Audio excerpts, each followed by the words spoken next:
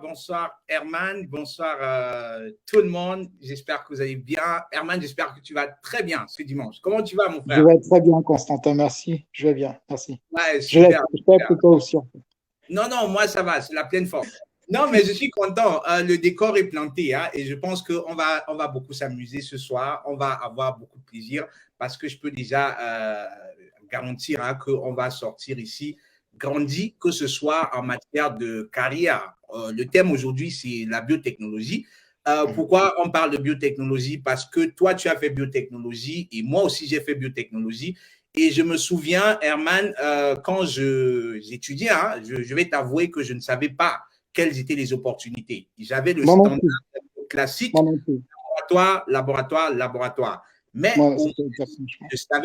je savais que je ne veux pas travailler en laboratoire. Tu vois? Je savais que je ne veux pas travailler en laboratoire, mais je ne savais pas ce que je peux faire. Honnêtement, je ne savais pas.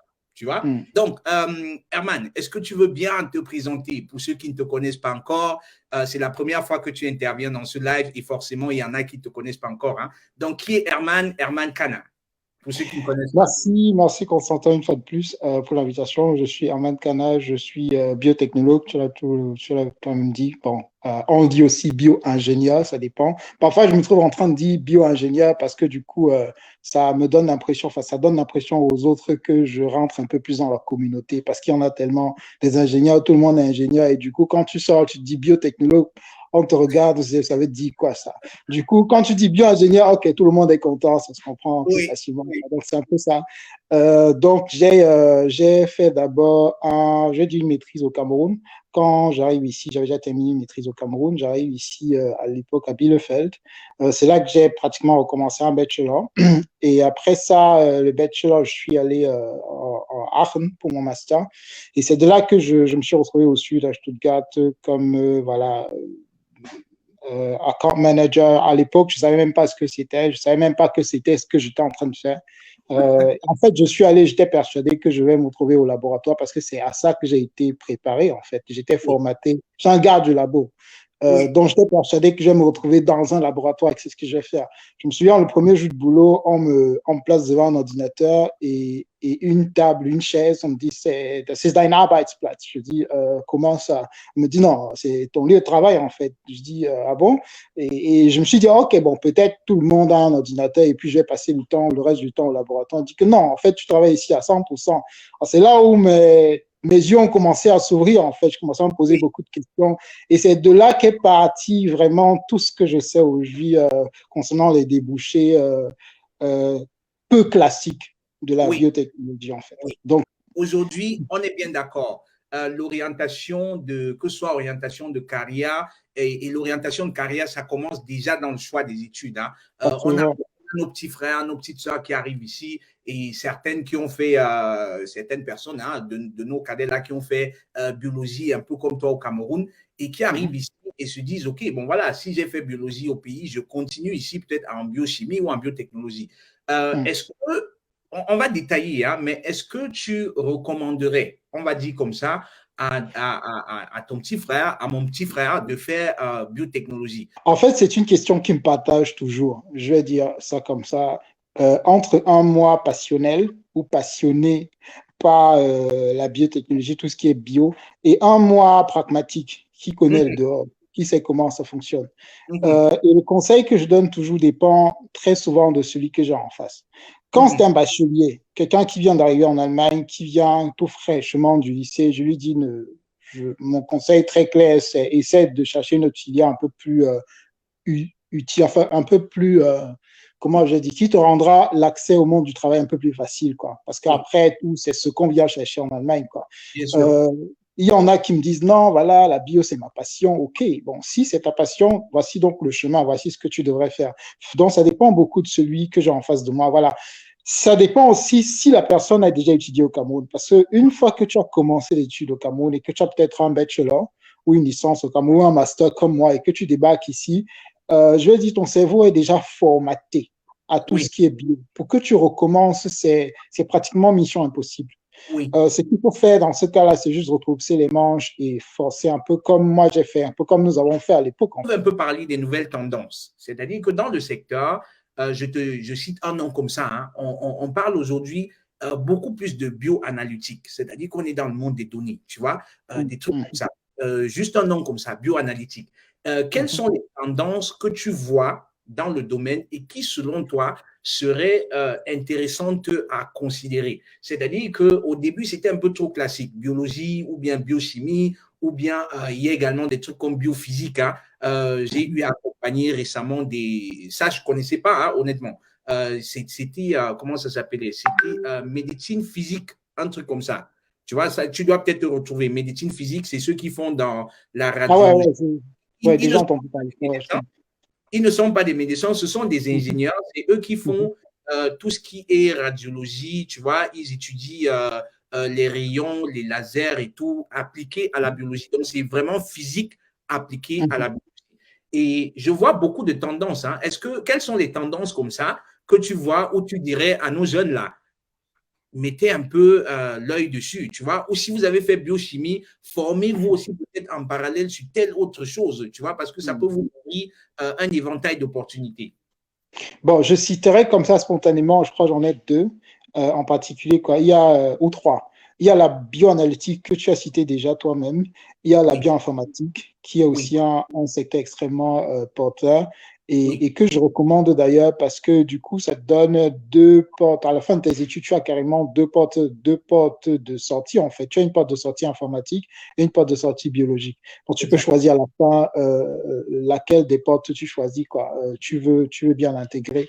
Et mon expérience, c'est que jusqu'à présent, tous mes amis qui ont fait bioinformatique, ils sont beaucoup plus informaticiens que biologistes ou bien biotechnologues, en fait. Parce qu'à la fin, ils se retrouvent en train d'être sollicités beaucoup plus par le domaine informatique que le domaine biologique, quoi. Il y a aussi la biorobotique, qui est aussi un secteur qui est en train de monter en puissance. Et tout ce qui va avec, quoi. Donc, c'est la biologie appliquée aux robots, à la robotisation. Il y a aussi des microchips qu'on va t'implanter et qui sont capables de te faire des petits trucs biologiques là, ou bien te déclencher je vais dire des mécanismes biologiques dans Oui, ton organisme. oui. Non, ça c'est intéressant. Et je vais donner deux exemples ici pour que l'on comprenne bien qu'aujourd'hui, la biologie est en train de, ou si tu veux, la bioinformatique ou bien bioanalytique ou bien biorobotique, hein, c'est en train de prendre une nouvelle dimension. Nous Absolument. connaissons sans doute le boss hein, de Tesla. Nous le connaissons sans doute. Quand on parle Tesla, on pense directement aux voitures. Mais je suis presque sûr que beaucoup de personnes ne savent pas qu'il s'investit énormément dans la médecine. Je donne un exemple. Il est en train de développer avec l'entreprise CureVac, que l'on connaît, qui fait des vaccins aussi. Hein. Ouais. Voilà, ils ont fait des essais qui ont échoué. Donc, l'entreprise CureVac, ils sont en train de développer, ils sont juste, c'est mes voisins, hein, ils sont juste à côté. Ils sont en train de développer ce qu'ils appellent RNA printer. C'est-à-dire que c'est la médecine personnalisée. Tu vas dans une pharmacie, on prend peut-être un échantillon, un peu comme on fait avec le test de COVID, hein, et en fonction de ton génome, en fonction de ta génétique, il y a une imprimante dans laquelle on va entrer ton truc génétique et ça va imprimer des médicaments en fonction de ta génétique. Donc, ils sont déjà très avancés sur ce projet-là. Et c'est un projet qu'ils sont en train de développer avec le boss de Tesla. Un autre aussi, toujours du même type parce qu'il est un peu fou. Hein, il est en train de développer des chips pour faire de nous des cyborgs. Hein, tu vois, comme les cyborgs dans les télés, comme on connaît là. Ce sont des chips qu'on va implanter dans la tête de quelqu'un. Et dans ces chips-là, il y aura des informations du genre, si tu as besoin d'une information, au lieu d'aller taper sur Google, le chips, il est déjà interconnecté. Tu vois, un peu comme les outils sont interconnectés, qui demandent, je fais biotechnologie, je suis à la fin de mes études et j'aimerais avoir des conseils. Donc, je vais te demander, Herman, pour toi qui as fait ton premier job, tu as dit que ce n'était pas un vrai job et tout, tu vois. Aujourd'hui, avec l'expérience que tu as, quels sont les conseils et peut-être même les raccourcis hein, que tu voudrais, je sais, raccourci, c'est pas, ça peut sonner péjoratif, mais c'est dans ce sens d'éviter des erreurs, tu vois, de tourner en bourrique. quels sont les conseils que tu donnerais à Natacha et à d'autres aussi qui sont peut-être maintenant à la recherche d'emploi, donc en phase de terminer? Par quoi commencer? Comment aborder le truc? Comment être pertinent sur le marché? Comment sortir de la masse là dont on parlait? Bon, la première remarque que je ferais, c'est que peut-être sortir de la masse quand on est à la fin de ses études déjà, ça peut être compliqué. Si on n'a pas fait, c'est un processus qu'on commence déjà depuis le début, quoi. C'est ça qui te permet, tu traces je vais dire, un chemin juste qui va te mener à la fin de tes études. Et ce chemin-là, tu dois le planifier de façon stratégique. Je crois que l'une des plus grosses erreurs que nous faisons aussi quand on vient de finir, c'est que on a déjà un canevas dans la tête, on a déjà un chemin qu'on a tracé, on sait déjà presque exactement ce qu'on veut faire. Parfois, on pense que ce n'est que ça qu'il y a, pourtant il y a plein d'autres. Enfin, je dis, l'horizon est très réduit, quoi. Et on se dit que non, en fait, moi, bon, dans mon cas, quand je suis sorti quand j'ai fini mes études, j'étais persuadé que je suis un labormensch. En fait, je ne voyais que laboratoire, je ne pensais que laboratoire, et j'étais persuadé que ma vie finirait au laboratoire, quoi. Pourtant, les opportunités sont énormes, en fait. Il y a tellement d'autres moyens. Ils sont cachés, certes, mais il y en a tellement.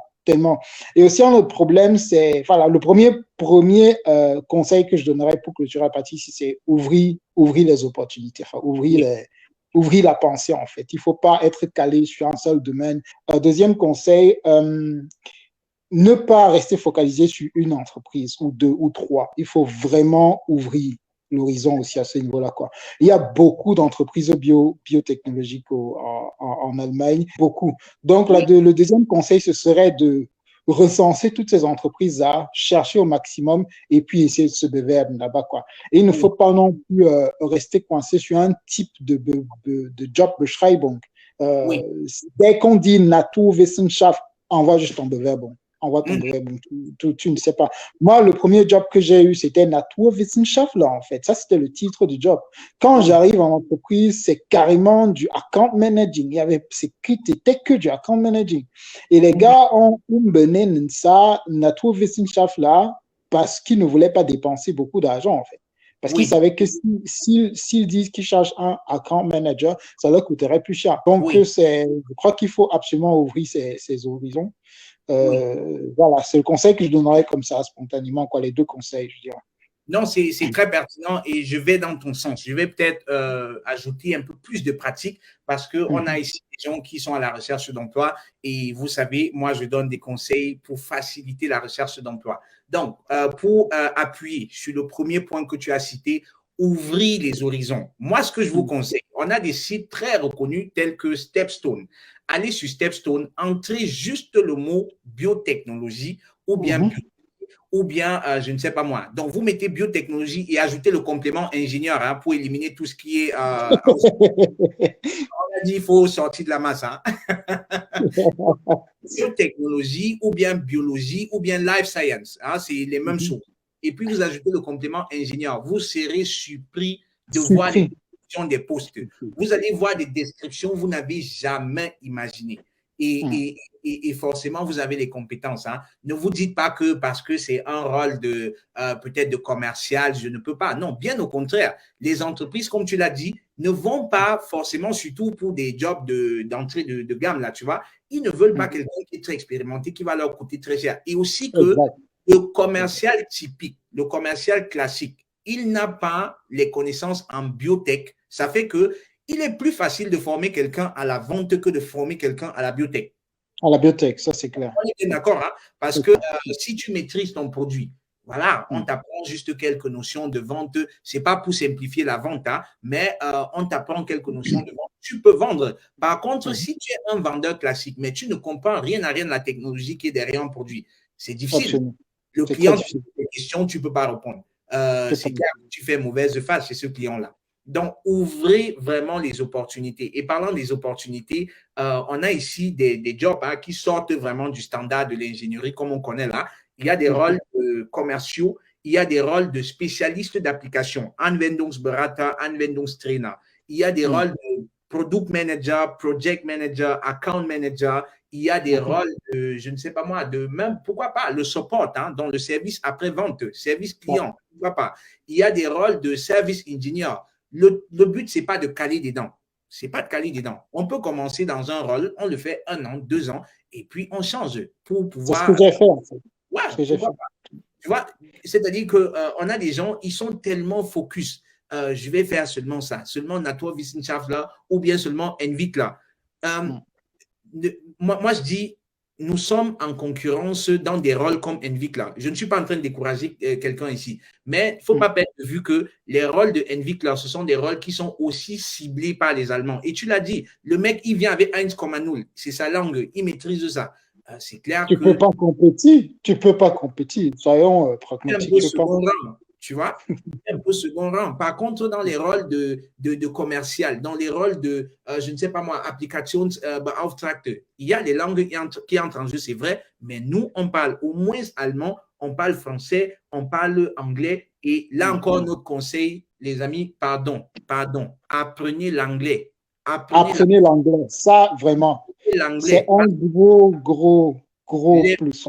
Les meilleurs jobs sont les jobs qui étaient décrits en anglais. Et vous allez voir un truc, avec Covid, on a vu une chose, même Google va chercher des employés en Afrique.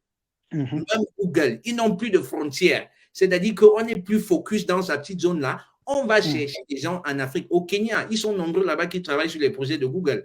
Combien de fois est-ce que vous êtes ici en Allemagne? SSR, pour te remettre du chômage et retrouver la passion, la créativité, l'engagement et enfin le résultat. Une seule nouvelle rencontre. Tout change dans ta carrière avec SSR.